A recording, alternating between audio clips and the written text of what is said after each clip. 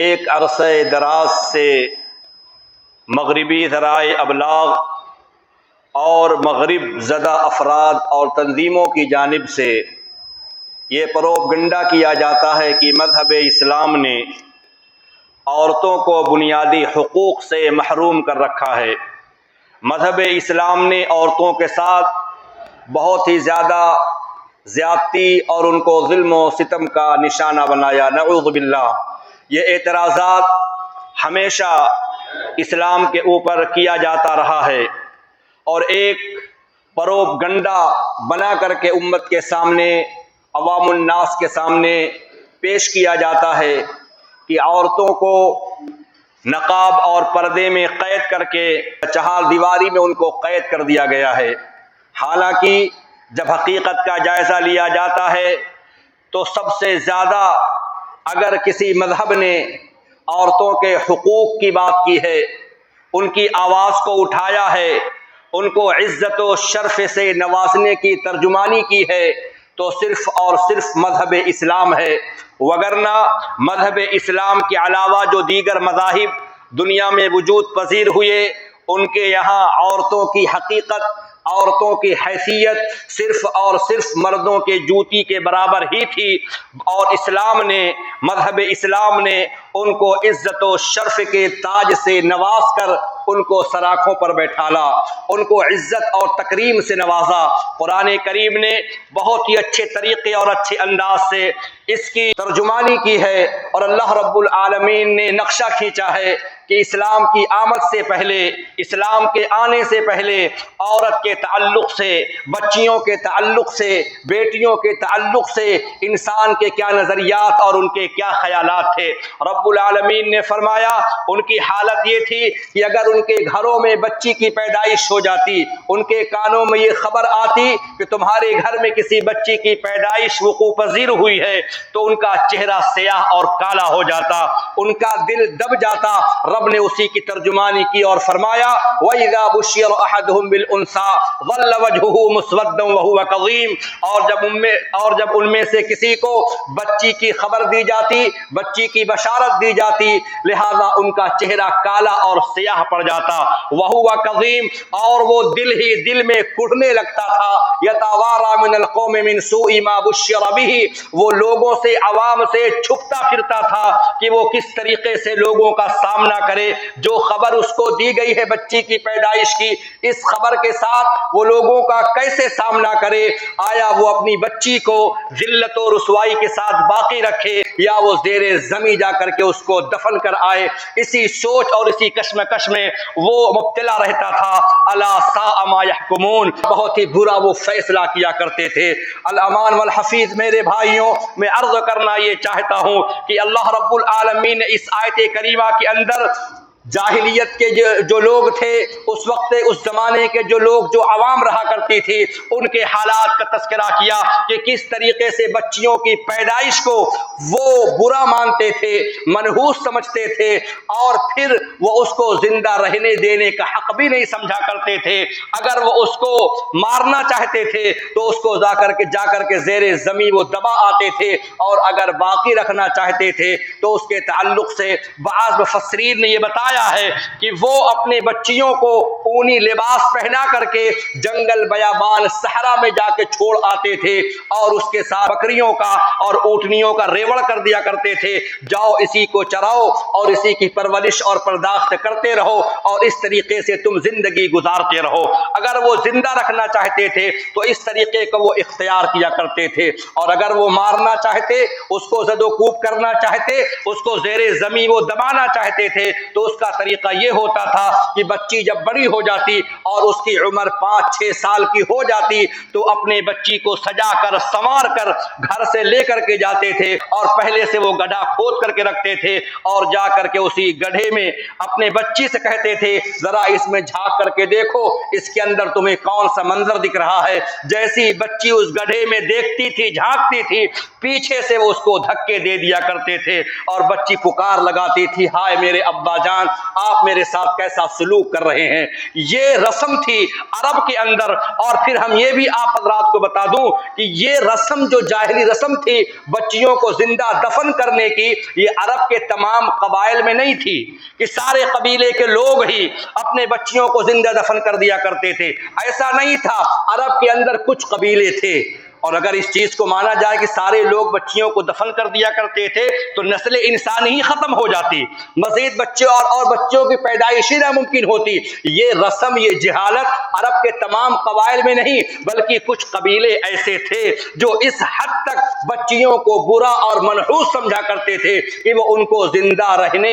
نہیں دیا کرتے تھے، ان کو وہ مار دیا کرتے تھے۔ چنانچہ اللہ کے نبی صلی اللہ علیہ وسلم بیٹھے ہوئے تھے اور آپ صلی اللہ علیہ وسلم صحابہ کرام کے سامنے تبادلہ خیال فرما رہے تھے۔ حدیث پاک کے راوی کا بیان ہے، مسند دارمی کی روایت ہے، اللہ کے نبی صلی اللہ علیہ وسلم کے سامنے ایک بدو، ایک شخص آیا، نمودار ہوا اور اللہ کے نبی صلی اللہ علیہ وسلم کے سامنے بیٹھتا ہے، مذہب اسلام کو قبول کرتا ہے۔ اسلام کو قبول کرنے کے بعد چنانچہ اس سے بڑے بڑے جو گناہ صادر ہو چکے تھے، اس نے اپنے آپ پر جو ظلم کیا تھا گناہ کر کے، چنانچہ ان مظالم کو سوچا کرتا تھا، ان گناہوں کو یاد کرتا تھا، اور ان گناہوں کو یاد کر کے اس کا دل بیٹھ جاتا تھا، اس کا دل بے چین ہو جاتا تھا۔ اللہ کے نبی صلی اللہ علیہ وسلم کے سامنے وہ نوجوان جو اسلام کو قبول کیا، مذہب اسلام میں آیا، اللہ کے نبی صلی اللہ علیہ وسلم کے سامنے بیٹھ کر کے اپنا واقعہ بیان کرتا ہے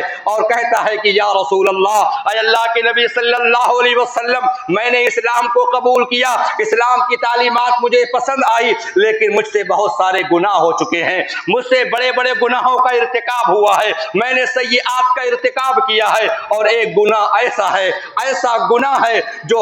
ہر وقت میرے ذہن میں، ہمارے سینے کے اندر وہ ہم کو بے چین کر دیتا ہے۔ چنانچہ اللہ کے نبی صلی اللہ علیہ وسلم نے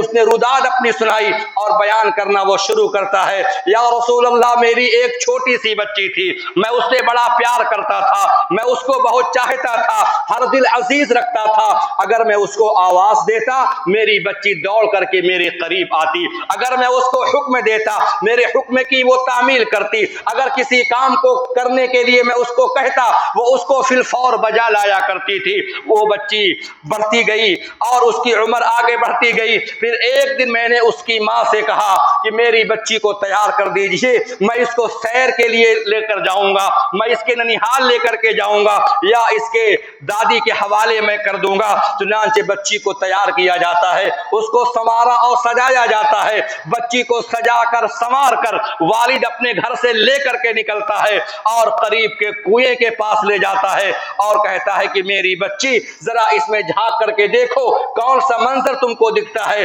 جیسے ہی بچی اس کنویں میں جھانکتی ہے، چنانچہ اس کا باپ پیچھے سے کھڑے ہو کر اس کو دھکے دیتا ہے اور وہ بچی چیختی ہوئی کنویں کی گہرائی میں گرتی ہے، اور وہ مسلمان بیان کرتے ہیں، اے اللہ کے نبی صلی اللہ علیہ وسلم، میری بچی کی جو آخری پکار تھی، جو آخری آواز تھی، وہ پکار رہی تھی، یا ابتاہو، یا ابتاہو، ہائے میرے ابا جان، ہائے میرے ابا جان، آپ میرے ساتھ کیسا سلوک کر رہے ہیں۔ اور پھر آہستہ آہستہ اس کی آواز دب گئی، اس کی پکار، اس کا شور سنائی نہیں دے رہا تھا۔ اللہ کے نبی صلی اللہ علیہ وسلم واقعات کو سنتے گئے، صحابی کا بیان ہے، اللہ کے نبی صلی اللہ علیہ وسلم کی آنکھیں اشکبار ہو گئی، حتی وقفا دمع عینیہ، اللہ کے نبی صلی اللہ علیہ وسلم کی آنکھیں اشکبار ہو گئی، آپ رو پڑے۔ صحابہ کرام نے رسول اللہ کو روتا ہوا دیکھا، نبی کائنات کی آنکھوں کو اشکبار دیکھا، صحابہ کرام پکار اٹھے، یا فلاں احسنت رسول اللہ، اے فلاں مسلمان، تو نے اللہ کے نبی صلی اللہ علیہ وسلم کو غمگین کر دیا ہے، اللہ کے نبی صلی اللہ علیہ وسلم کو تم نے غم میں مبتلا کر دیا ہے۔ اللہ کے نبی نے فرمایا کہ چھوڑ دو، جانے دو، اس کو کہہ لینے دو، اس کے دل کے اندر تکلیف ہے، اس کے سینے میں غم ہے، شاید کہ یہ کہہ لے اس کا غم ہلکا ہو جائے۔ اللہ کے نبی صلی اللہ علیہ وسلم نے فرمایا واقعے کو دوبارہ بیان کیا جائے، اس واقعے کو دوبارہ بیان کرو۔ نوجوان نے اپنا واقعہ دوبارہ بیان کیا اور اللہ کے نبی صلی اللہ علیہ وسلم نے بڑی دلچسپی کے ساتھ ہماتن گوش ہو کر کے اس کے اس واقعے کو، اس دردناک واقعے کو سماعت فرماتے ہیں۔ اور اس کے بعد صحابہ کا بیان ہے، اللہ کے نبی صلی اللہ علیہ وسلم کی آنکھیں اشکبار تھی، آپ رو رہے تھے، اور اس کے بعد آپ نے فرمایا ان اللہ قد وضع عن الجاہلیت ما عملوا، اے مسلمان ہونے والے، اے کلمہ پڑھنے والے، زمانہ جاہلیت میں جو بھی تم سے کام ہوا ہے، جو گناہوں کا ارتکاب ہوا ہے، گناہ کبائر تم کر کے آئے ہو، بچی کو زندہ درگور کر کے آئے ہو، اسلام کا لے آنا بڑے بڑے گناہوں کو مٹا دیتا ہے۔ جاؤ فاستأنف عملک، اے مسلمان جاؤ اپنے آج سے اپنی نیکی کا آغاز کرو، اچھے کام کرو، اچھے عمل کرو، لوگوں کو صدقہ اور خیرات دو، شاید کہ نیکیوں کی وجہ سے تمہارے دل کو اطمینان اور سکون مل جائے، اور تم سے جو گناہ صادر ہوا ہے اس سے تم کو نجات ملے۔ اللہ اکبر۔ یہ واقعے پر آپ غور فرمائیں میرے بھائیوں، اسلام کے آنے سے پہلے بچیوں کے ساتھ کیسا ناروا سلوک تھا، کیسا ظلم کیا جا رہا تھا کہ ان کے وجود کو ہی شرم عار محسوس کیا جاتا تھا، ان کے وجود ہی کو بے عزتی اور شرم و حیا کا باعث مانا جاتا تھا، اور ان کو زندہ درگور کر دیا جاتا تھا۔ اور مذہب اسلام کی جب آمد ہوئی، اسلام نے پکار لگایا، اے مذہب اسلام کے ماننے والوں، اے دامن اسلام میں آنے والوں، بچیوں کی پیدائش باعث برکت ہے، بچیوں کی پیدائش باعث برکت ہے، ان کو بوجھ مت سمجھو، ان کا وجود میں آنا، ان کا پیدا ہونا رب العالمین کے خیر و برکت اور فیوز و برکات کے نازل ہونے کا ذریعہ ہے، اور ان کو زندہ درگور کرنا، ان کا قتل کر دینا اسلام یہ حرام بتاتا ہے۔ ان اللہ حرم علیکم حقوق الامہات ووعد البنات، اے لوگو بے شک اللہ رب العالمین نے تمہارے اوپر ماں کی نافرمانی کو حرام قرار دیا ہے، بچیوں کے زندہ درگور کرنے کو حرام قرار دیا ہے، اور یہ بچیاں جو باعث رحمت بن کر کے ہمارے گھروں میں آتی ہیں، اگر ان کے ساتھ اچھا سلوک کیا جائے گا،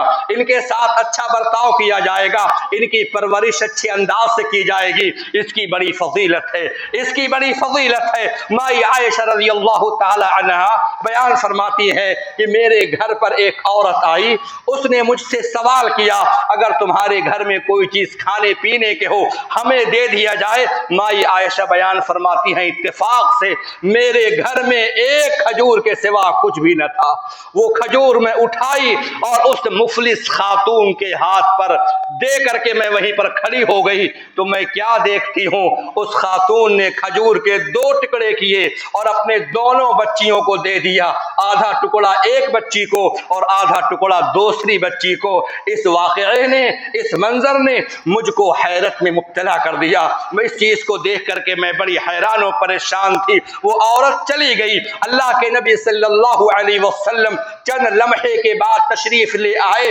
اللہ کے نبی صلی اللہ علیہ وسلم سے میں نے اس واقعے کو بیان کیا کہ ایک مفلس خاتون آئی تھی، غریب عورت آئی تھی، 2 بچیاں اس کے ساتھ میں تھی، اور وہ کچھ ہم سے سوال کر رہی تھی، کچھ بھی نہ تھا، میں نے ایک کھجور دے دیا، اس نے دونوں بچیوں کے درمیان تقسیم کر دیا۔ اس واقعے نے میرے دل کو ہجوڑ دیا ہے، میں حیرت میں ہوں۔ اللہ اکبر۔ اللہ کے نبی صلی اللہ علیہ وسلم نے اس موقع پر ارشاد فرمایا، اے عائشہ تمہیں کچھ خبر بھی ہے؟ من ابتلی بهذه البنات بشيء فاحسن اليهن كن له سترا من النار۔ اے عائشہ، اللہ رب العالمین جن کو بچیاں دے کر کے آزما لے، بچیاں دے اور ان کا امتحان لے لے، تو یہ بچیاں رب العالمین کے یہاں جہنم سے آڑ بن جایا کرتی ہیں، جہنم سے نجات کا ذریعہ بن جایا کرتی ہیں۔ کس طریقے سے نجات کا ذریعہ بنتی ہیں؟ چنانچہ اہل علم نے لکھا ہے کہ ایک باپ نے اپنے بچیوں کی اچھی پرورش کی،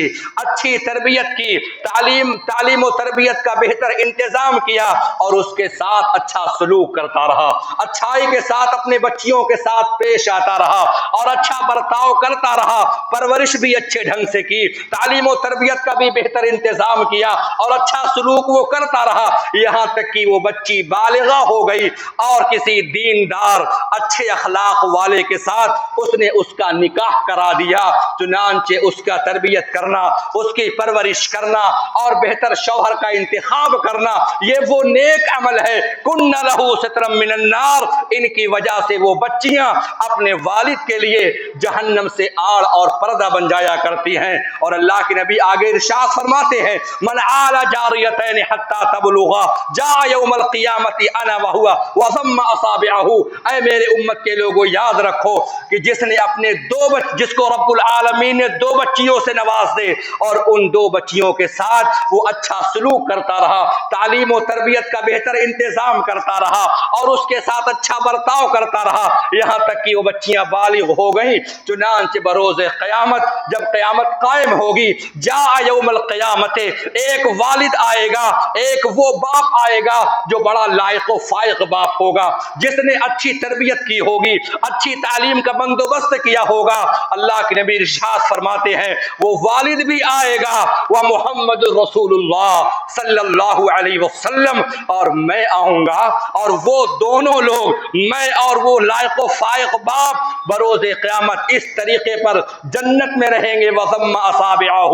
اللہ کے نبی صلی اللہ علیہ وسلم نے اپنے انگشت شہادت اور درمیانی انگلی کو جمع کر کے فرمایا اس طریقے سے وہ دونوں جنت میں ساتھ رہیں گے. کتنا اعلیٰ مقام ہے. بچیوں کو شرف و اعزاز سے کس نے نوازا ہے؟ مذہب اسلام نے نوازا ہے. بچیوں کی عزت کے نگاہ سے کس نے دیکھا ہے؟ مذہب اسلام نے دیکھا ہے. لیکن آج آپ ذرا نگاہ اٹھا کر کے دیکھیں اور سوشل میڈیا کا جائزہ لیں، ہر طرف اسلام کو بدنام کیا جاتا ہے، اسلام کی تعلیمات کے اوپر گرد و غبار ڈالنے کی ناکام کوشش کی جاتی ہے. لیکن یاد رکھا جائے میرے بھائیوں، مذہب اسلام کی وہ تعلیمات ہیں، روشن صاف شفاف وہ تعلیمات ہیں جن کو بجھانے والے کبھی بجھا نہ سکیں گے، مٹانے والے کبھی مٹا نہ سکیں گے، کیونکہ رب العالمین کا یہ وعدہ ہے واللہ متم نورہ ولو کرہ الکافرون. اللہ رب العالمین اپنے نور کو پورا کرتا رہے گا، اسلامی تعلیمات کو اجاگر کرتا رہے گا ولو کرہ الکافرون، اگرچہ ناپسند کرنے والے ناپسند کرتے رہیں، مٹاتے رہیں. اور کتنے لوگ آئے اسلام کو مٹانے کے لیے، قارون بھی آیا تھا، فرعون بھی آیا تھا، حمان بھی آیا تھا، شداد بھی آیا تھا اور سب نے کہا تھا انا ربکم الاعلی، میں رب ہوں تم کو ختم کر دوں گا، میں سب سے بلند و بالا ہوں، تم کہاں بچ کر کے جاؤ گے. لیکن تاریخ شاہد ہے مٹانے والے مٹ گئے اور اسلام جب سے چلا ہے تب سے چلتا ہی جا رہا ہے. سارے لوگ اسلام کے پیچھے ہیں، سارے ملک و ممالک اسلام کے پیچھے ہیں، قائدین اسلام کے پیچھے ہیں، لیکن اسلام ہمیشہ آگے رہا ہے اور آگے ہی رہے گا. چنانچہ اسلام نے عورتوں کو ایک اعلیٰ مقام دیا ہے، جو درجہ دیا ہے اس درجے کو اگر کوئی ہٹاتا ہے یا بدنام کرنے کی کوشش کرتا ہے تو وہ سورج کو گویا کہ چراغ دکھا رہا ہے. اگر وہی خاتون ایک ماں ہے، ایک ماں کی شکل میں ہے، تب بھی اسلام نے اس کو عزت سے نوازا ہے اور اسلام نے کہا کہ سب سے زیادہ تمہارے حسن سلوک کا مستحق اگر کوئی دنیا میں ہے تو تمہاری ماں ہے. صحابی نے کیا پوچھا تھا؟ من احق الناس بصحبتی یا رسول اللہ، اے اللہ کے نبی صلی اللہ علیہ وسلم میرے قرابت دار بھی ہیں، رشتہ دار بھی ہیں، میرے والد بھی ہیں اور میرے بھائی اور بہن بھی ہیں، میں کن کے ساتھ اچھا سلوک کروں؟ اللہ کے نبی نے کہا امک، اپنی ماں کے ساتھ. کہا ثم من، پھر اس کے بعد میں کس کے ساتھ اچھا سلوک کروں؟ اللہ کے نبی نے کہا تمہاری ماں ہے. اللہ کے نبی نے فرمایا تمہاری ماں ہے. 3 مرتبہ آپ نے ماں کے درجے کو بلند کیا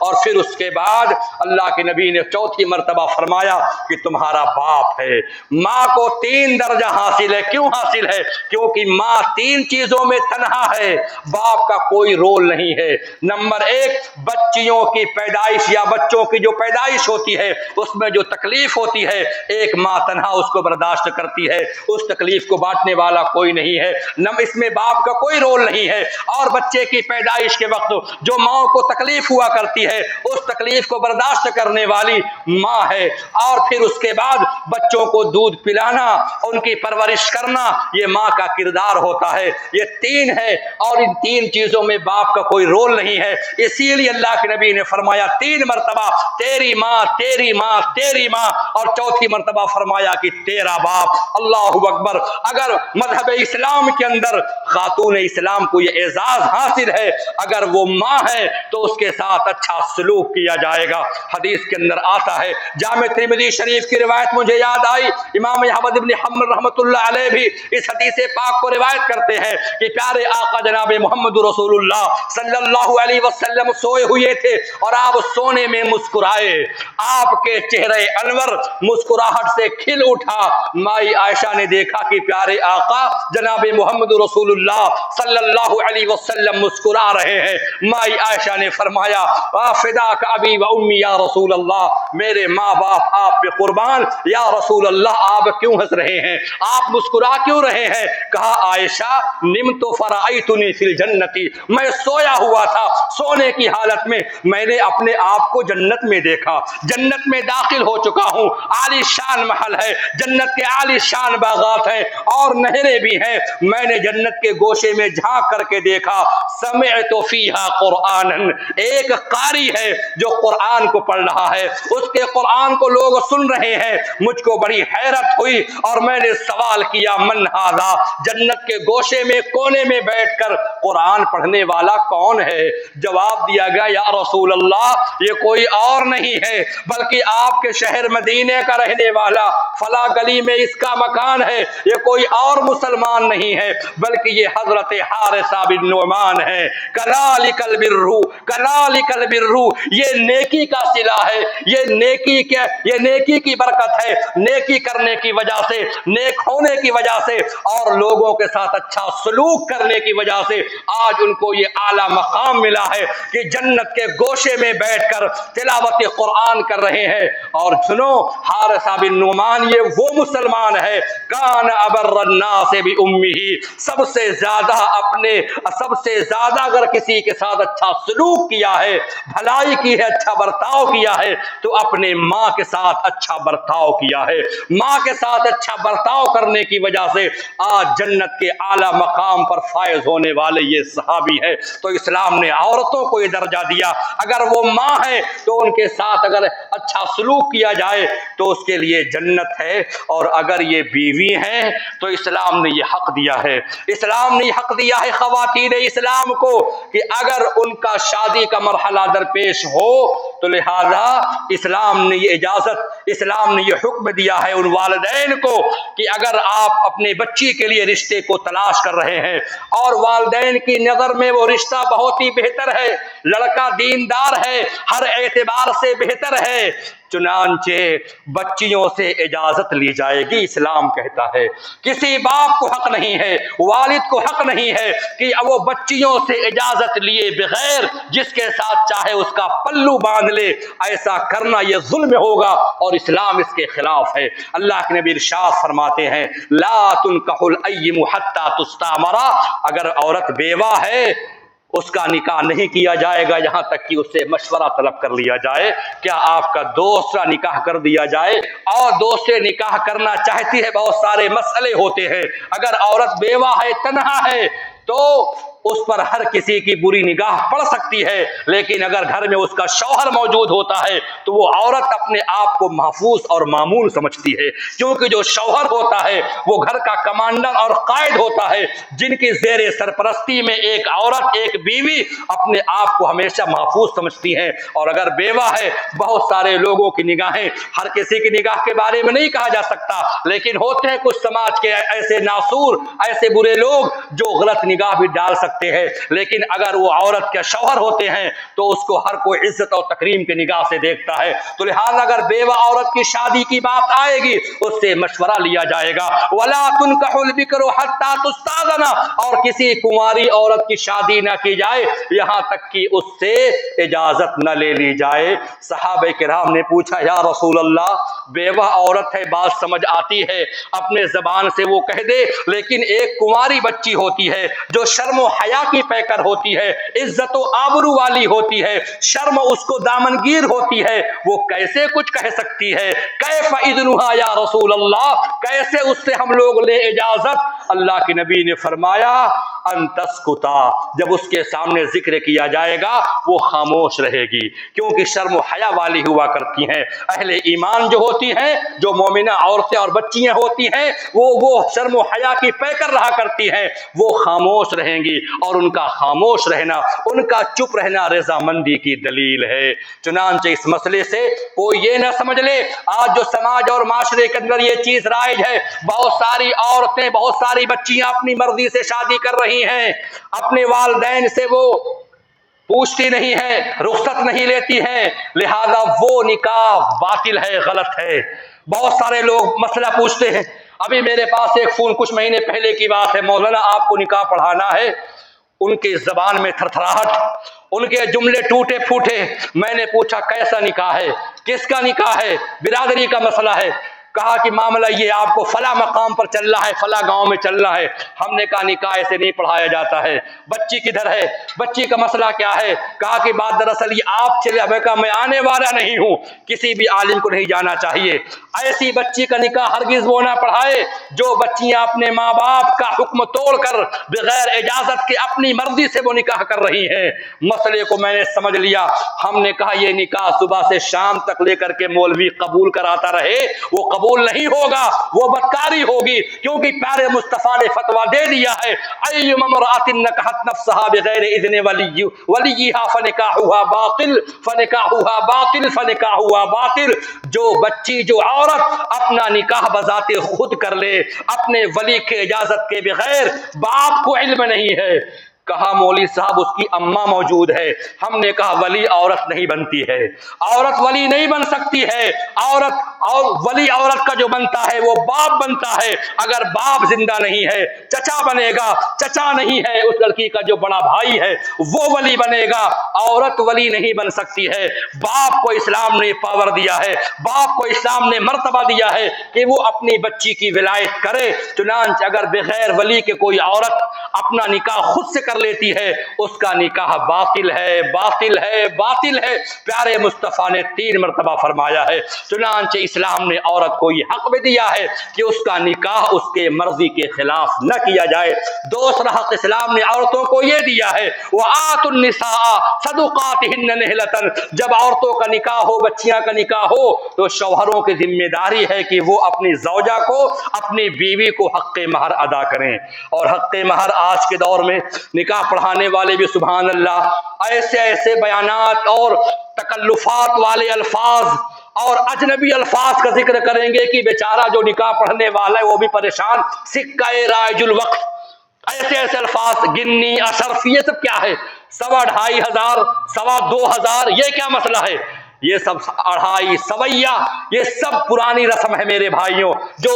زمانے جاہلیت میں سود کا کاروبار کرتے تھے وہ 2.5 سویہ کیا کرتے تھے، وہ چیز یہاں پر بھی آ گئی ہے۔ ارے سیدھا آپ بتائیے 11,000 ہے، 15,000 ہے، 50,000 ہے، یہ 5,500، 1 روپے چمنی کیا چیز ہوتی ہے؟ تو میرے بھائی عرض ہے کہ ان کو حق مہر ادا کیا جائے۔ ان کا حق جو ہے، جو پوزیشن شوہر کی ہے، وہ جس لائق ہے وہ ادا کرے۔ لیکن دیکھا جاتا ہے سماج کے اندر بڑے دھوم دھڑام سے شادی ہوگی، بیاہ ہوگا، پٹاخے آتش بازی ہوگی، لایانی خرچ اٹھایا جائے گا، کوئی کمی نہیں کی جائے گی فضول خرچی میں، لیکن جب مہر کا مسئلہ آئے گا تو مہر کم سے کم لوگ بندھاتے ہیں، جبکہ وہ خاتون کا حق ہوتا ہے آپ کی جو حیثیت ہے اس کے مطابق آپ اس کو مہر ادا کریں۔ اور بہت سے لوگ سارے خراجات اٹھانے کے بعد جب اپنے بیوی کے پاس پہنچیں گے آخری میں تو وہاں جا کر کے مسکین و فقیر بن جائیں گے۔ بیوی آپ سے گزارش ہے کہ میرے مہر کو آپ معاف کر دیجئے، یا تو کہیں گے ادھار کر لیجئے۔ ارے آپ کے پاس جو ہے آپ اس کو دے دیجئے، یہ ادھاری والا کیا مسئلہ ہے اور یہ معافی والا کیا مسئلہ ہے؟ اور یاد رکھو میرے بھائیوں، پیارے مصطفیٰ کا یہ فرمان ہے، جو مسلمان مہر ادا کرنے کی طاقت رکھتا ہے اور اپنی بیوی کی مہر وہ نہیں دیا ہے، یاد رکھیے بروز قیامت اس کے بارے میں اللہ کے نبی نے وعید سنائی ہے، لم یؤت الیہا حقہا لقی اللہ عز وجل زان یوم القیامت۔ بروز قیامت وہ انسان جس نے اپنی بیوی کی مہر ادا نہیں کی ہے، رب کے سامنے وہ زانی بن کر کے کھڑا ہوگا، وہ بدکاری کرنے والا ہوگا، وہ کوئی صحیح مسلمان نہیں مانا جائے گا۔ کتنے ایسے لوگ ہیں نعوذ باللہ، کبھی کبھی سننے میں آتا ہے انہوں نے اپنی بیوی کا مہر ہی نہیں ادا کیا ابھی تک، چلے جا رہے ہیں، بلڈنگ کے بلڈنگ کھڑی ہو رہی ہے، سارے کام پورے ہو رہے ہیں، لیکن بیوی کے سامنے آج بھی بیچارے غریب مسکین محتاج بنے کھڑے ہیں۔ ارے جو اس کا حق ہے آپ اس کو دے دیجئے اور اپنے آپ کو بدکاری سے بچا لیجئے، ورنہ بروز قیامت رب العالمین کے ہاں حق مہر نہ ادا کرنے والے زانی اور بدکار شمار کیے جائیں گے۔ اسلام نے عورتوں کو یہ بھی حق دیا ہے اور بہت سارے حقوق عورتوں کے بتائے گئے ہیں۔ وقت ختم ہو چکا ہے، کالج کے بچے اور ٹیچران ہی موجود ہیں، لہٰذا میں اپنے خطبے کو ختم کرتا ہوں۔ اللہ رب العالمین سے دعا ہے کہ رب تعالی ہم تمام لوگوں کو اسلامی تعلیمات کو سمجھنے کی توفیق عطا فرمائے۔